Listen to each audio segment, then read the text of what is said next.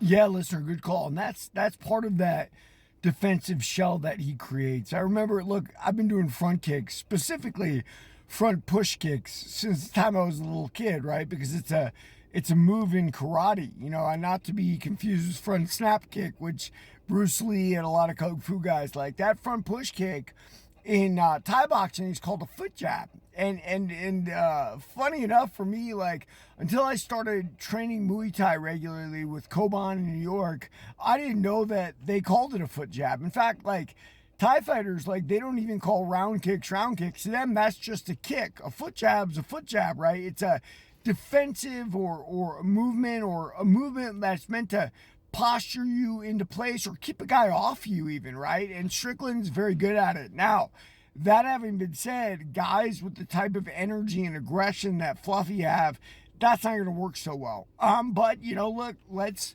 what Sean Strickland hopefully surprise us, right? Like Buster Douglas surprised us with Mike Tyson, right? People would have said, Buster Douglas been knocked out a couple times. Tyson's going to run through him. It's a bad matchup for Douglas, blah, blah, but they would have said the same thing about Holyfield, right? Undersized heavyweight.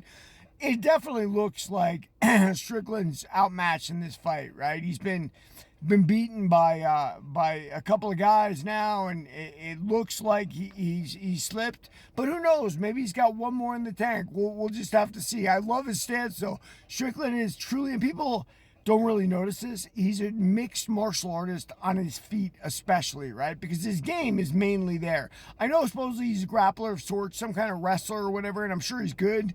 But like right back area, what you see looks to me very much like a traditional martial arts stance. Not saying Strickland has that experience. He may. But it's also, it's Muay Thai. It's very square, right? I love the way he fights stand up, man. But Fluffy is just one of those forces, man.